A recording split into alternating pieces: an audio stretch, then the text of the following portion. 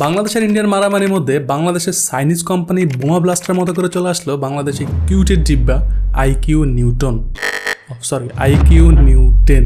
একের পর এক চাইনিজ ফোনগুলো বাংলাদেশ মার্কেটে বেশ ভালো পরিমাণে বোমা ব্লাস্ট করেই যাচ্ছে মিড বাজেটে বেস্ট স্পেসিফিকেশন দিয়ে, যার কারণে চাইনিজ ফোনগুলো বাজারে আসলেই বেশ ভালো পরিমাণে হাইপ ক্রিয়েট করতে পারে। অ্যান্ড হাইপ ক্রিয়েট করে যে ছেড়ে দেয় তা না, হাইপ ধরেও রাখে। এবারের iQOO নিউ 10 ফোনটার ডিসপ্লেটাও জোস, 144 hertz high refresh rate, LTPO AMOLED panel, 4500 nits brightness, রয়েছে 6100 mAh এর ব্যাটারি, সাথে 120 ওয়াটের চার্জার। অ্যান্ড চিপসেট হিসেবে ফোনটাতে ব্যবহার করা হয়েছে কিন্তু স্ন্যাপড্রাগন 8 Gen 3। অ্যান্ড কম বাজেটে iQOO নিউ 10 ফোনটাতে স্ন্যাপড্রাগন 8 Gen 3 চিপসেট দেওয়ায় ধরেই নিয়ে যায় 2025 সালেও কিছুটা হলেও বাজার দখল করে রাখবে iQOO নিউ 10।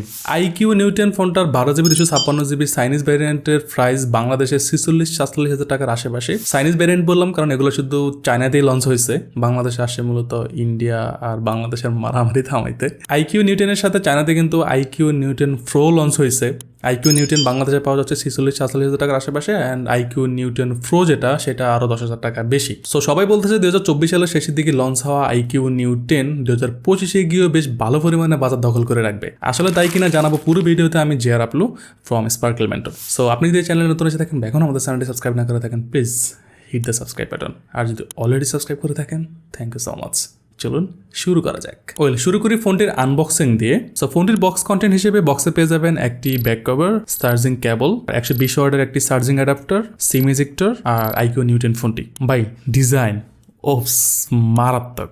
বলুন তো এক দেখে ফোনটা কার পছন্দ হবে না? নজর কারা কালার ডিজাইন। মেইন ফারটা সিলভারের, অ্যান্ড তার উপর দিয়ে এক পাশে 20% মতো অরেঞ্জ কালারের একটা গ্রেডিয়েন্ট শেড দিয়ে দিয়েছে, যা দেখতে জাস্ট ওয়াও। ক্যামেরা কাটআউটটাও ইউনিক মানে অন্যান্য কোম্পানি থেকে আলাদা আর কি, কিন্তু তাদের iQOO নিউ 9ও মেবি সেম টাইপের ডিজাইনে আসছিল মার্কেটে। পেছনে প্লাস্টিক বিল্ড, যদিও দেখতে গ্লাসের মতো লাগে বাট প্লাস্টিক। অ্যান্ড সাইড ফ্রেমটাও দেখতে অ্যালুমিনিয়াম লাগলো, আসলে এইটাও প্লাস্টিকের। সাইড ফ্রেমে ব্রাস্ট অ্যালুমিনিয়ামের একটা ফিল দেওয়া হয়েছে, যা দেখতে খুবই ভালো লাগে। ফোনটি 3টি কালার ভ্যারিয়েন্টে পেয়ে যাবেন। একটা হচ্ছে র্যালি অরেঞ্জ, আরেকটাকে তারা বলতেছে হচ্ছে চাইগুয়াং হোয়াইট বা চিগুয়াং হোয়াইট, যেটা হোক না কেন চাইনিজ ভাষা ভাই। সো এটাকে হোয়াইটই বলা যেতে পারে। একটা হচ্ছে র্যালি অরেঞ্জ, আর একটা হোয়াইট অ্যান্ড ব্ল্যাক শ্যাডো। এই 3টা কালার ভ্যারিয়েন্টে ফোনটা পাওয়া যাচ্ছে মার্কেটে। র্যালি অরেঞ্জ আর চাইগুয়াং হোয়াইট সেটা মূলত 206 গ্রামের মতো ওয়েট, মোটামুটি পাতলাই বলা যায়। অ্যান্ড ব্ল্যাক শ্যাডো সেটা হচ্ছে র্যালি অরেঞ্জ আর হোয়াইট থেকে কিছুটা ওয়েট কম, 199 গ্রাম, অ্যান্ড থিকনেসটাও কিছুটা কম ওই দুটা ফোন থেকে। এই আর বাকি সব সেম। ফোনটিতে ফোর্স অ্যান্ড বাটনস হিসেবে পেয়ে যাবেন ফোনটির নিচের দিকে হচ্ছে টাইপ সি পোর্ট,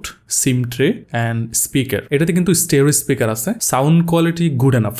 আর উপরের দিকে একটা আয়ার ব্লাস্টার আছে অ্যান্ড সেকেন্ডারি নয়েজ ক্যান্সেলেশন আছে। ডিসপ্লে সেকশনে রয়েছে 6.78 ইঞ্চির একটি LTPO অ্যামোলেড প্যানেল, যা 144 হার্জ রিফ্রেশ রেট সাপোর্ট করে। সাইড বেজেলগুলো খুবই স্লিমার, সিমেট্রিক্যাল রাখা হয়েছে, যা দেখতে খুবই ভালো লাগে। ভিভিড কালার প্রোভাইড করে। ওভারঅল ডিসপ্লেটা আমার কাছে বেশ ভালো লেগেছে। ডিসপ্লে সেকশন নিয়ে আর তেমন কিছু বলার নেই। আশা করি ডিসপ্লে সেকশন নিয়ে সবার স্যাটিসফ্যাকশন থাকবে, কারো কোনো রকমের কমপ্লেন থাকবে না, থাকার কথাও না। অ্যান্ড ফোনটিতে রয়েছে 4500 নিটস ব্রাইটনেস, কিন্তু মূলত ব্যবহার করা যাবে হচ্ছে 1800 নিটস, কারণ এখানে HBM বা হাই ব্রাইটনেস মোড বলে একটা কথা আছে, সেটাতে মূলত 1800 নিটস ব্যবহার করা যায়। বাট ওভারঅল আমার কাছে ইনডোর অ্যান্ড আউটডোর কন্ডিশনে দুটোতে কিন্তু বেস্ট পারফরমেন্স মনে হয়েছে, মানে মোটামুটি ভালোই ব্রাইট। 1800 নিটস ব্রাইটনেস কিন্তু কম না ভাই। তারা 4500 নিটস বললো, আমরা মূলত পাচ্ছি হচ্ছে 1800 নিটস, বাট আমার কাছে 1800 নিটস বেশ ওভারঅল ভালোই মনে হয়েছে।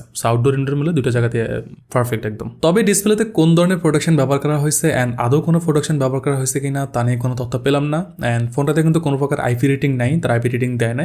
সো মূলত হচ্ছে কি ফ্ল্যাগশিপ কোনো ফোন যখন মিড বাজেটে চলে আসে তখন কোম্পানি মানে কস্ট কাটিং করার জন্য অনেক কিছু কাটসাট করে। তো সেই জায়গাতে আমার কাছে মনে হয়েছে যে এই ফোনটাতে জাস্ট আইপি রেটিংটা কাট করা হয়েছে কস্ট কাটিং করার জন্য। এটা তাদের বিজনেস স্ট্র্যাটেজি ভাই, এটা মানতেই হবে, কিছু করার নেই। যখন আপনি ফ্ল্যাগশিপ কোনো ফোন মিড বাজেটে পান বা ফ্ল্যাগশিপ স্পেসিফিকেশন দিয়ে মার্কেটে ফোনগুলো আসে, তখন অনেক কিছু কোম্পানি কস্ট কাটিং করতে হয়, টাকা তো সেভ করতে হবে। ডিসপ্লে অ্যামোলেড হওয়াতে ইন ডিসপ্লে ফিঙ্গারপ্রিন্ট রয়েছে। ফিঙ্গারপ্রিন্টে এবার কিন্তু তারা আলট্রাসনিক ব্যবহার করছে। আগে এই বাজারের ফোনগুলোতে অপটিক্যাল স্ক্যানার দিত, এবার কিন্তু নিউ 10 অ্যান্ড নিউ 10 Proতে আলট্রাসনিক ব্যবহার করছে। এটা কিন্তু বাজেট অনুযায়ী জাক্কাস অ্যান্ড জোস বলা যেতে পারে। অপারেটিং সিস্টেম হিসেবে অরিজন OS 5 এর উপর অ্যান্ড্রয়েড 15 রান করছে ফোনটি। যেহেতু চাইনিজ ভ্যারিয়েন্ট সেহেতু অরিজন OS পাচ্ছেন।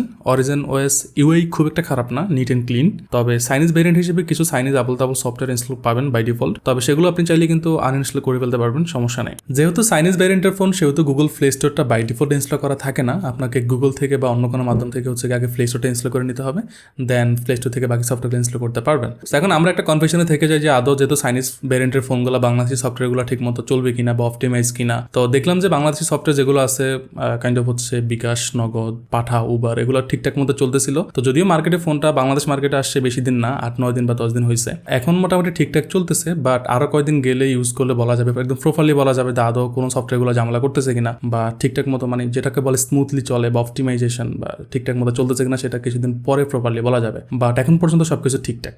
iQOO নিউটন ফোনটাতে স্ন্যাপড্রাগন 8 Gen 3 চিপসেট ব্যবহার করা হয়েছে। আমার কাছে মনে হয় বাজারে এই মুহূর্তে যদি 3টা বেস্ট চিপসেটের লিস্ট করি তার মধ্যে স্ন্যাপড্রাগন 8 Gen 3 এর নামও লিস্টে থাকবে। এইটার পারফরমেন্স নিয়ে আর কি বলবো, লাস্ট 1 বছর ধরে তো অ্যান্ড্রয়েডের জন্য ফ্ল্যাগশিপ প্রসেসর তো এটাই ছিল ভাই। সো প্রসেসর নিয়ে চিন্তা ভাবনা করার কিছু নেই, দি বেস্ট। গেমিং পারফরমেন্সটাও ছিল জোস, খুবই স্মুথ, গেমগুলোতে অপটিমাইজেশনটা বেশ ভালো ছিল। ফোনটিতে র্যাম টাইপ হিসেবে দেওয়া হয়েছে LPDDR5, স্টোরেজ টাইপ দেওয়া হয়েছে UFS 4.0। তবে সামনে আপডেটের পরে UFS 4.1 হয়ে যাবে, কিন্তু এই জায়গাতে একটু কনফিউজ করে দিল। স্টোরেজ টাইপটা তো পুরোপুরি একটা হার্ডওয়্যার জিনিস, আমি জানি এটাকে কেমনে আপডেটের মাধ্যমে 4.0 থেকে 4.1 নিয়ে যাবে। তবে আমার মনে হয় যে হয়তো বা 4.1 দেওয়া হয়েছে, কোনো একটা আপডেট বা কোনো একটা সফটওয়্যার ইস্যুর কারণে সেটা শো করতেছে না, হয়তো বা নেক্সট আপডেটের কারণে সেটা ঠিক করে ফেলবে, 4.1 শো করবে, এরকম কিছু একটা হতে পারে। নাহলে ভাই হার্ডওয়্যার জিনিস কেমনে তারা আপডেট দিয়ে ঠিক করে ফেলবে বা পরিবর্তন করে ফেলবে, হইতে পারে কোনো একটা টেকনিক্যাল ব্যাপার স্যাপার। সেই ফোনটা পাবেন হচ্ছে আপনি 16GB and 12GB RAM, R storage হিসেবে পাবেন হচ্ছে 256GB, 512GB, 1TB। সো যেহেতু এটাতে কোনো এক্সটার্নাল মেমোরি কার্ড ব্যবহার করার সুযোগ নেই, অনলি ডুয়েল সিম, সো আমার মনে হয় যে আপনার কতটুকু স্টোরেজ দরকার বা আপনার কতটুকু র্যাম নেবেন সেটা আগেই আপনার চিন্তা ভাবনা করে তারপর ফোনটা কেনা উচিত। iQOO নিউটন ফোনটার পেছনে 3টি ক্যামেরা মনে হলো, মূলত এখানে 2টি ক্যামেরা সেন্সর, একটা হচ্ছে 50 মেগাপিক্সেলের মেইন সেন্সর আর একটা হচ্ছে 8 মেগাপিক্সেলের আল্ট্রা ওয়াইড সেন্সর। টেলিফোটো সেন্সরটা দেয় না। বর্তমানে বেশিরভাগ মিড বাজেটের ফোনগুলোতে আল্ট্রা ওয়াইড সেন্সরটা দেওয়া হয় না, আমি জানি না কেন, বাট আমার কাছে মনে হয় যে এখন বর্তমানে সবাই টুকটাক কন্টেন্ট ক্রিয়েশন করে। সো কন্টেন্ট ক্রিয়েশন করার ক্ষেত্রে কিন্তু আল্ট্রা ওয়াইড সেন্সরটা খুবই কাজে দেয়, খুবই কাজে আসে। সো সেই জায়গাতে কিন্তু iQOO নিউটন ফোনটাতে আল্ট্রা ওয়াইড সেন্সরটা আছে। বাট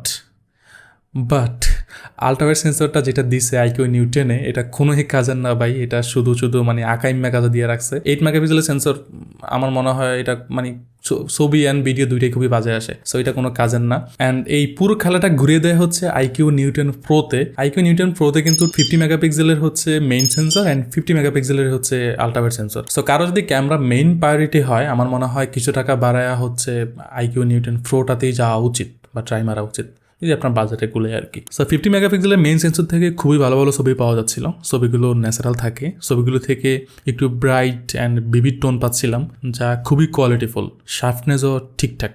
8 মেগাপিক্সেলের আল্ট্রাওয়াইড সেন্সর থেকে ভালো ছবি আশা করা আর নিজের কপালে নিজে থাপড়ানো একই কথা ভাই, মানে মোটামুটি এটা না দেওয়াই উচিত ছিল আমার মনে হয়। তারপরও কিছু করার নেই। আর অতটা খারাপ না যতটা খারাপ বলতেছি, মানে যতটা এক্সপ্রেশন দিচ্ছি অতটাও কিন্তু খারাপ না, মোটামুটি চালায় নেওয়া যায় আর কি। আলটিমেটলি একটা 46, 47, 50,000 টাকা একটা ফোন থেকে যদি আমি সেই আশানুরূপ একটা কোয়ালিটিতে আমরা আশা করি, তার মানে যে এখানে আল্ট্রাওয়াইড সেন্সরটা না দিয়ে যদি এখানে টেলিফোটো সেন্সরটা দেওয়া হতো তাও মোটামুটি কাজে আসতো, মোটামুটি পোর্ট্রেটের ক্ষেত্রে আমরা একটু ভালো আউটপুট পেতাম। সো টুকটাক জুমটম করে হলে আমরা একটু দুষ্টুমি ফাজলামি করতে পারতাম, বাট কিছু করার নেই। এখানে হচ্ছে গিয়ে নাই মামা থেকে কানা মামা বলা যেটা বলে আর কি। সো ফোনটির ফ্রন্ট সাইডে হচ্ছে 16 মেগাপিক্সেলের একটি সেলফি ক্যামেরা দেওয়া হয়েছে, যা থেকে মোটামুটি খুব ভালো ভালো ছবি পাচ্ছিলাম। কালার আমার মনে হয় ব্যাক ক্যামেরা আর হচ্ছে ফ্রন্ট ক্যামেরা দুটাতে একটু বুস্টেড কালার দেয়। বুস্টেড মিনস হালকা বুস্টেড, ন্যাচারাল টোনই রাখে বাট হালকা বুস্টেড থাকে, মানে হচ্ছে কি কন্ট্রাস্ট একটু বেশি থাকে এরকম। ফোনটিতে ভিডিও করা যাবে 8K 30 FPS আর 4K 60 FPS।